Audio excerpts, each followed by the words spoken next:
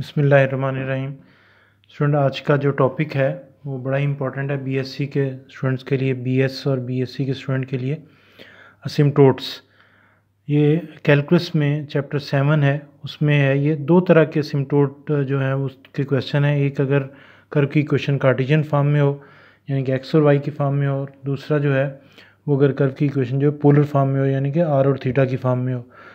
तो जो इस वक्त सिलेक्ट किया क्वेश्चन नंबर 7, वो उसमें जो कर्व की इक्वेशन है वो कार्टेशियन फॉर्म में है। ये सिम्प्टोट एक्चुअली है क्या? एक स्ट्रेट लाइन, ऐसी स्ट्रेट लाइन, ये कर्व है जिसकी इक्वेशन दी हुई है। एक ऐसी स्ट्रेट लाइन जो इसके बिल्कुल पास से गुजरे, टच ना करे, इसको हम कहते हैं ये इसका सिम्प्टोट है। अब इसको फाइंड करने के लिए क्या तरीकाकार है कि सबसे पहले आपने क्या करना है कि जो इक्वेशन दी गई है उसको आप ब्रैकेट्स वगैरह ओपन कर लें। अगर कोई फ्रैक्शन है, क्रॉस मल्टीप्लाई वगैरह करके उस फ्रैक्शन को जो है वो ख़त्म कर दें। तो फिर उसके बाद जब आप उसे अरेंज कर लें, जैसे कि यहाँ पे देखिए, मैंने पहले इन दोनों ब्रैकेट्स को मल्टीप्लाई किया, फिर जो आंसर आया उसको इससे मल्टीप्लाई किया, फिर इसको इधर ले आए, सारा कुछ अरेंज कर लिया। ये कैलकुलेशन आप अपने तौर पर ख़ुद भी कर सकते हैं, यहाँ से भी देख लीजिए। अगर आपको अच्छा लगे तो ये वाली कैलकुलेशन देख लीजिए। पर सिंप्लीफाई करते करते हमारे पास ये इक्वेशन जो है वो बन गई। अब यहाँ पे मैंने इस इक्वेशन को किस तरह अरेंज किया है वो ज़रा गौर करने वाली बात है। मैंने इसको इस तरह अरेंज किया है कि उसकी जो डिग्री है उसके हवाले से मैंने इसे अरेंज किया है। इस टर्म की डिग्री जो है वो 3 है, इस टर्म की डिग्री जो है वो 3 है। अब अगर दो वेरिएबल्स मल्टीप्लाई हो रहे हो किसी टर्म में, तो उसके पावर्स को ऐड करके वो जो जवाब आता है वो उसकी डिग्री होता है। तो इसकी भी 3 है, इसकी भी डिग्री 3 है, इसकी 2 है, इसकी 2 है, इसकी डिग्री 1 है, इसकी 1 है, और इसकी डिग्री जो है वो 0 है, यानी कि कुछ नहीं है। इस तरह मैंने अरेंज कर लिया। क्यों अरेंज किया? अगर नहीं भी अरेंज करते तब भी हो जाता है, लेकिन अरेंज करने से ये आगे चल के फ़ायदा ही होगा कि आपको जो टर्म है वो इजीली यहाँ से पिक कर लेंगे। अब 3 तरह के असिम्प्टोट्स होते हैं। एक असिम्प्टोट पैरेलल टू एक्स एक्सिस, फिर आगे पैरेलल टू वाई एक्सिस, और एक इंक्लाइंड असिम्प्टोट, ओब्लीक भी कहते हैं, इंक्लाइंड भी कहते हैं। तो पहले जो दो हैं वो तो ज़ुबानी सही है, उसमें तो ज़ुबानी जवाब आ जाता है। कैसे कि एक्स की जब हम पैरेलल टू एक्स एक्सिस असिम्प्टोट मालूम करेंगे तो एक्स की जो हाईएस्ट पावर है उसके कोफिशिएंट को इक्वेट कर लेंगे 0 से, वो हमारा पहला सिम्प्टोट आ जाएगा। अब यहाँ पे 1 है, 1 को तो इक्वल टू 0 नहीं लिख सकते, इसका मतलब है no asymptote parallel to X axis. इस क्वेश्चन में parallel to X axis asymptote जो है वो नहीं है। फिर दूसरी हेडिंग लगाई, उसमें लिखा asymptote parallel to Y axis. Asymptote parallel to Y axis में क्या करेंगे, वाई की हाईएस्ट पावर के पास जाएंगे और उसका जो कोफिशिएंट है उसको इक्वेट कर देंगे 0 के बाद। वो भी 1 था, 1 को इक्वल टू 0, 1 तो 0 के इक्वल नहीं होता, तो इसका मतलब no asymptote parallel to Y axis. तीसरा और आखिरी टाइप जो सिम्प्टोट की होती है, जिस पे बड़ा वर्क करना पड़ता है, बड़ी मेहनत करनी पड़ती है, और यही इसी के सारे नंबर होते हैं पेपर में, वो है इंक्लाइंड सिम्प्टोट। इंक्लाइंड सिम्प्टोट को फाइंड करने का ये तरीकाकार होता है कि सबसे पहले हम लेट कर लेते हैं कि y is equal to M X plus C inclined asymptote है दी गई कर्व का। अब इसमें क्या करते हैं, जहाँ जहाँ x है इसको तो यहाँ पे छोड़ देते हैं। फिर क्या करते हैं कि जहाँ जहाँ x है उसकी जगह पे 1 पुट करते हैं। हर क्वेश्चन में ऐसे ही करना है, x की जगह पे 1 पुट करना है, y की जगह पे m पुट करना है। अब कहाँ पे पुट करना है? जो हमें इक्वेशन दी गई है, कर्व की इक्वेशन दी गई है जिसको हम लेके चल रहे हैं, उसमें पुट करना है। और कैसे पुट करना है ज़रा वो देखिए। ये मैंने कर्व की जो इक्वेशन है वो आपके सामने रख ली है ताकि यहाँ से बात करते कुछ आसानी रहे। तो देखिए इसमें ये इसकी डिग्री जो है 3 है, इसकी भी 3 है, इसकी भी 3 है, इसकी भी 3 है। पहले 3 डिग्री वाली टर्म को लेना है और उसमें ये पुटिंग करनी है, Y X is equal to 1 and Y is equal to M. और क्योंकि 3rd डिग्री वाली जो टर्म है उनके अंदर हमने ये वर्क किया है, तो उसका नाम हमने रख दिया एक फंक्शन का, कुछ भी नाम रख सकते हैं। मैंने इसका नाम जो है वो फाई रखा है। 3 जाहिर कर रहा है कि वो टर्में सेलेक्ट की हैं जिनकी डिग्री 3 है। एम इसलिए लिखा है क्योंकि जो इसका आंसर है वो किस पे डिपेंड कर रहा है, एम पर। अब देखिए इसको सिंप्लीफाई किया तो ये हमारे पास फाई 3 का जवाब आ गया।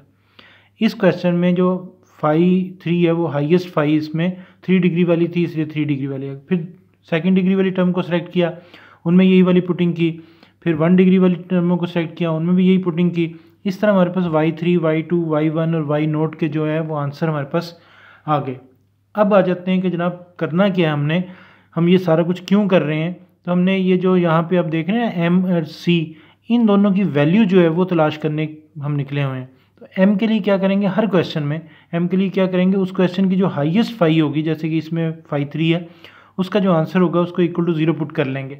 हर क्वेश्चन में m निकालने के लिए, फिर रिवाइज कर देता हूँ मैं बात आपको, हर क्वेश्चन में आपने ये नहीं करना कि फाई 3 को इक्वल टू 0 पुट करना शुरू कर देना। बल्कि क्या करना है कि उस क्वेश्चन का जो हाईएस्ट फाई होगा, जैसे कि इसमें फाई 3 है, उसको इक्वल टू 0 पुट कर लेना है। सिंप्लीफाई करेंगे, फैक्टर बनाए, क्वाड्रेटिक फार्मूला लगाए, जैसे भी आपने सिंप्लीफाई करना है करके एम के आंसर निकालें। एम के आंसर अगर देखें तो यहाँ पे एम के जो है वो 3 आंसर निकले, एक -1, एक 1 और एक 1। इस एम के लिए, इन तीनों एम के लिए हमें क्या निकालना है, सी निकालना है। यहाँ पे मैंने लिख दिया ताकि आपको याद रहे कि now we find C for each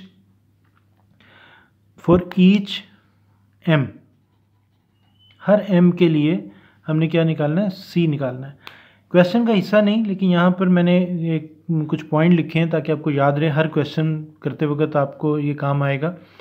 point two remember, point याद रखने वाले ये हैं कि एम की अगर एक दफ़ा आंसर, एम की एक वैल्यू ऐसी हो जो एक ही दफ़ा है, जैसे कि ये है, तो उसके लिए सी मालूम करने का तरीकाकार ये है। और अगर एम की वैल्यू जो है वो हो तो मतलब 2 हो, लेकिन दोनों सेम हो, यानी कि रिपीट हो रही हो 2 दफ़ा, तो उसके लिए एम मालूम करने का ये तरीकाकार है। और फिर अगर यहाँ पे ये 2 की बजाय 3 दफ़ा रिपीट हो जाए तो इसी से एक्सटेंड फिर बात को कर लेते हैं। पहले इसको समझते हैं, इसको याद करते हैं। ये फार्मूला है सी मालूम करने का।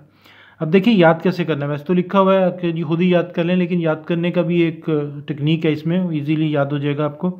सबसे पहले लिखना है अपने फाई सी की पावर 1 का फैक्टोरियल, हाईएस्ट फाई का फर्स्ट डेरिवेटिव, प्लस अब सी की पावर कम कर दें, फैक्टोरियल एक कम कर दें, फाई एक कम कर दें, डेरिवेटिव कम कर दें।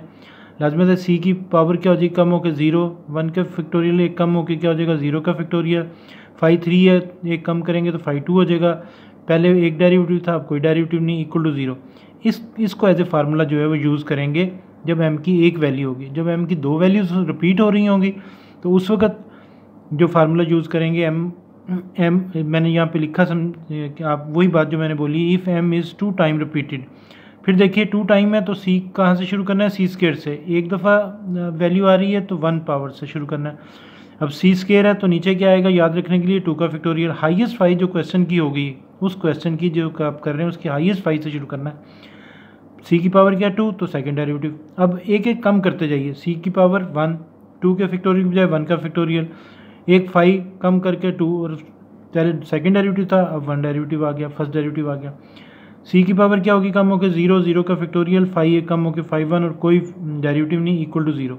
इसी तरीके से अगर फ़र्ज़ करें कि ये 3 दफ़ा आ रहा होता तो फिर सोचिए, अपने तौर पे सोचिए और सोच के बताइए या अपने आप को बताइए कि क्या करते आप। सोचिए, शाबाश। कहाँ से शुरू करते हैं जी, शाबाश बोलिए जी। सी की पावर 3 का फैक्टोरियल, बस ये याद रखना है। स्टार्ट अगर आपको याद हो गया तो फिर आगे एक एक कम करते जाना है।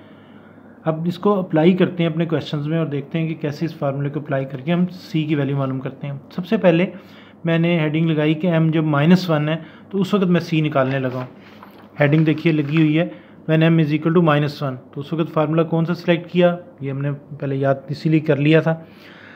अब इसमें क्या करेंगे, इन सारों की वैल्यू पुट कर देंगे। फाई 3 का फर्स्ट डेरिवेटिव यहाँ पे मैंने साइड पे निकाल के दिखाए हुए हैं, जिन जिन चीज़ों की मुझे ज़रूरत पड़नी है वो मैंने यहाँ पे निकालनी हुई है, साइड पे निकालनी है। बहरहाल आप इसे, ये रफ वर्क है। अब आप देखिए इसमें सारा जो काम किया गया, एम क्या है -1, वो एम की जगह पुट कर दिया। सिंप्लीफाई किया करते करते सी की एक वैल्यू आई, एम की एक ही वैल्यू थी, सी की भी एक ही वैल्यू आई। जब एम की 2 वैल्यूज़ रिपीट हो रही होंगी तो खुद ब खुद सी की यहाँ पे 2 वैल्यूज़ आएंगी। बहरहाल जी, इस एम और सी की वैल्यू को, वो जो इक्वेशन नंबर 1 है, जो हमारा आंसर है, जो हमने कहा हुआ है कि इस क्वेश्चन का जो एक असिम्प्टोट है वो y = mx है, उसमें पुट कर दिया, ये एक आंसर आ गया। अब इसके बाद यकीनन आप समझ गए होंगे कि m की जो नेक्स्ट वैल्यू है वो है तो 1, लेकिन वो रिपीट हो रही है 2 दफ़ा, तो उसके लिए ये वाला फार्मूला यूज़ करेंगे आप। अब इसमें कहाँ से ये वैल्यूज़ आएंगी, वो रफ में मैंने उधर भी बना के रखी हैं और ये भी हैं, यहाँ पे सारी पुट कर दी। ये कैलकुलेशन है, आप बहरहाल ये इसको भी देख लीजिए, लेकिन आप कैलकुलेशन कोशिश किया करें कि ख़ुद आप करें। देखिए इसमें कैलकुलेशन है सारी, क्वाड्रेटिक फार्मूला लगा दें, फैक्टर बना लें। सी के 2 आंसर आ गए। मैंने आपको कहा था कि अगर m 2 दफ़ा रिपीट हो रहा है तो सी भी 2 ही आएंगे। m = 1, m = 1, तो 2 दफ़ा जो m आया हुआ है 1, उसके लिए जो c आया, एक -3, एक आ गया 2। अब m = 1 है तो c -c, m = 1 है तो c 2। अब इस m और c को पुट कर दें उसी इक्वेशन 1 में, एक आंसर ये आ गया, इधर से ये एक आंसर आ गया। अब क्या करेंगे, सारे आंसर्स इकट्ठे कर लीजिए। कितने असिम्प्टोट है, ना तो इसका पैरेलल टू एक्स एक्सिस असिम्प्टोट है, ना पैरेलल टू वाई एक्सिस है, सारे इंक्लाइंड असिम्प्टोट है। उन तीनों को मैंने इकट्ठा कर लिया। अगर वो दो भी होते तो उसे भी यहाँ पे लिख देते और ऊपर हेडिंग लगा दी ऑल असिम्प्टोट्स। ये तरीका है उस वक्त जब कर्व की इक्वेशन जो है वो कार्टेशियन फॉर्म में दी हुई हो, यानी कि एक्स और वाई की फॉर्म में दी हुई हो।